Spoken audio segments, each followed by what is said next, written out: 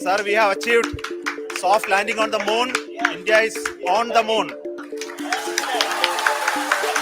In a world where the US, China, India, and Russia set their sights on the lunar horizon, and visionaries like Elon Musk breach the atmospheric confines, one must wonder, why this cosmic pursuit and race to go on barren and unlivable lands of Mars or Moon?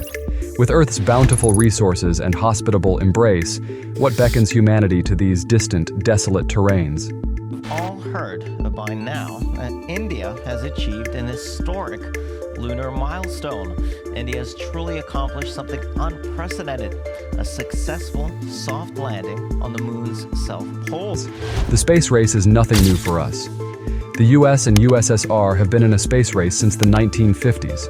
Every nation wants to reach the moon or Mars, or even beyond that.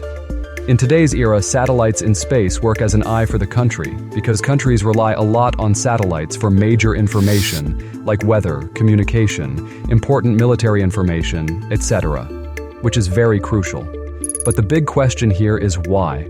Why does every considerable power want to conquer space? They are spending billions and facing many failures too, but still, they want to conquer space.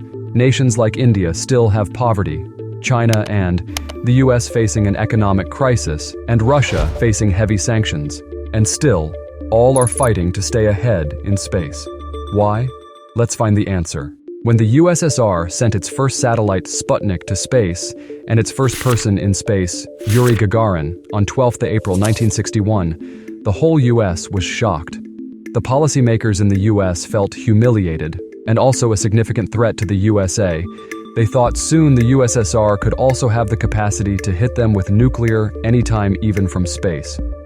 Then US President Dwight D. Eisenhower created National Aeronautics and Space Administration, NASA, to win the race or stay ahead of the USSR in the space race. In counter to sending the first person in space, USA sent the first person on the moon in 1969, who was none other than Neil Armstrong. This is one of the most expensive human missions, which cost the US about $25 billion in 1969, which is equal to $160 billion in today's value. But even after the fall of the USSR, the US didn't stop their space missions and even started spending more because the US knew that earlier it was about land, and then came water. Empire who dominated waterways dominated the world. Example is the French and Brits. Then during WWI and WWI Air became one of the major next frontiers of war. After the World Wars, there were two more frontiers, first cyber and second space. The major reason why the US didn't stop exploring space was when nobody was serious about water. French and Brits dominated the world, and today when no major powers are serious about space, they should research and explore more in space to be the biggest power in the long run and be one of the most advanced nations in the world.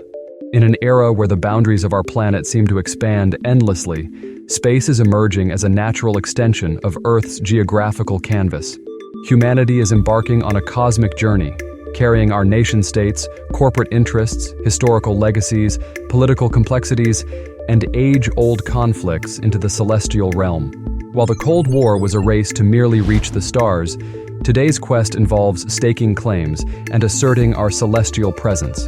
Space has already woven itself intricately into the fabric of our daily lives, shaping our communication networks, economic landscapes, and military strategies. Its significance in global politics and diplomacy is growing, inevitably leading to the emergence of spheres of influence and the potential for territorial disputes, mirroring the rivalries, alliances, and conflicts we see on Earth. Yet, in this cosmic theater, a critical void remains: the absence of universally accepted rules to regulate our cosmic endeavors.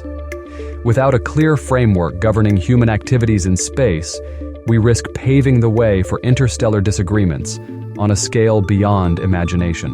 Space travel costs have experienced a remarkable descent, with Elon Musk's SpaceX, renowned for its groundbreaking reusable rockets, playing a pivotal role in this dramatic cost reduction. Simultaneously, the miniaturization of satellites has further contributed to cost effectiveness, enabling the deployment of multiple satellites in a single mission. Yet, Beneath these economic shifts lies an intriguing geopolitical narrative, steadily unfolding as the 21st century progresses. Recent developments include the discovery of precious metals and water resources on the moon, offering tantalizing prospects for future lunar exploration and exploitation. Private enterprises have revolutionized access to space, making it more accessible than ever before. Additionally, major global powers have demonstrated their space capabilities by launching missiles from Earth to intentionally destroy their satellites, underscoring the strategic importance of space in modern warfare. These events, seemingly disparate, are integral components of a larger narrative that signifies the growing significance of space as a geopolitical frontier in the 21st century. The resumption of the space race is driven by multifaceted motivations encompassing prestige, commercial interests, and strategic imperatives. A prominent example of this renewed enthusiasm is the Artemis missions, which are poised to return humans to the moon, accompanied by plans for moon bases, orchestrated by the USA, China, and Russia. These lunar endeavors harbor a constellation of objectives, foremost among them being the moon's role as a launch pad for future Mars missions and its potential as a repository of invaluable resources. The moon is increasingly perceived as a treasure trove, boasting deposits of metal oxides in its craters, as well as reserves of silicon, titanium, rare earth metals, and aluminium. This allure is especially compelling for countries seeking to reduce dependence on China, which presently dominates a significant share of these resources. Moreover, the tantalizing promise of helium-3, found in abundance on the moon, holds the key to unlocking nuclear fusion, a revolutionary energy source capable of satisfying humanity's power needs for millennia. What are the implications of a country pushing ahead of others? In the not-so-distant future, humanity turned its gaze toward the silver orb in the night sky, the moon, with newfound purpose. Just as the maritime powers of old controlled the seas, a successful colonization of the moon promised similar advantages. A dominant nation or alliance would stake its claim on lunar soil, effectively dictating the lunar rules of engagement.